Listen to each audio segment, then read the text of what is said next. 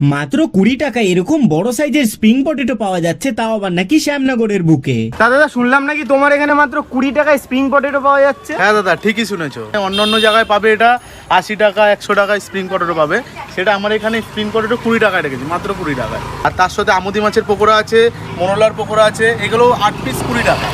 8 piece 20 টাকা করে, মানে যাইনি না কেন 8 পিস 20 টাকা? 8 পিস 20। তো এত কমে দিচ্ছ কি করে 20 টাকায় স্প্রিং পটেটো? অন্যান্য জায়গায় তো সেই 80 টাকা 100 টাকা দাম, তোমার লস হয়ে যাচ্ছে না? আমি তো খুলেছি নতুন, কিন্তু আমার এটা স্প্রিং পটেটোর আমার চল হচ্ছে, চালাচ্ছি আমি বেশি, সবাই মানুষ ভালো খাচ্ছে, তার জন্য আমি 20 টাকা খাই। হয়তো সামান্য একটু কম হচ্ছে আমার ইনকাম, হয়তো 4 টাকা 5 টাকা 2 টাকা 3 টাকা থাকছে, কিন্তু আমি এটা চালাচ্ছি ভালো। আমি যদি আজকে এটা 50 টাকা 100 টাকা রাখি, লোকে খাবে, কিন্তু আমি অত টাকা লাভ করতে চাই না। আচ্ছা, মানে কম লাভ করবে কিন্তু কম লাভ করবো, লোককে ভালো জিনিস খাওয়াবো। কিন্তু আমি চ্যালেঞ্জ দিয়ে বলছি, শ্যামনগরের বুকে এই 20 টাকায় স্প্রিং পটেটো কেউ দিতে পারবে না, যেটা আমি খাওয়াচ্ছি, চ্যালেঞ্জ দিয়ে বলছি। এই যে দেখতে পাচ্ছ, এটা হচ্ছে জ্যোতি আলু, ঠিক আছে? তো আমি ওই কাটা আলু, পচা আলু এইসব কোনো আলু খাওয়াই না, পুরো একদম ভালোই দেখতে পাচ্ছ আলুটা, ঠিক আছে?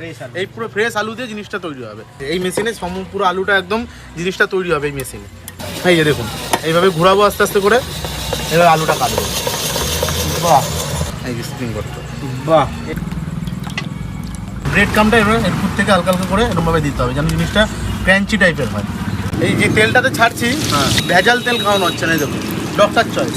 যে ভাজা হয়ে গেছে জিনিসটা, এবার আমার যাচ্ছে চাট মশলা, ঠিক আছে? এবার দেবো লেবু, লেবুটা দিলে বেশ চটপটা খেতে হয়। এরপরে দেবো সস, এটা গ্রিন সস আছে, এটা আমার হাতেই বানানো। এটা ঝাল সস আছে, এটাও আমার হাতে বানানো।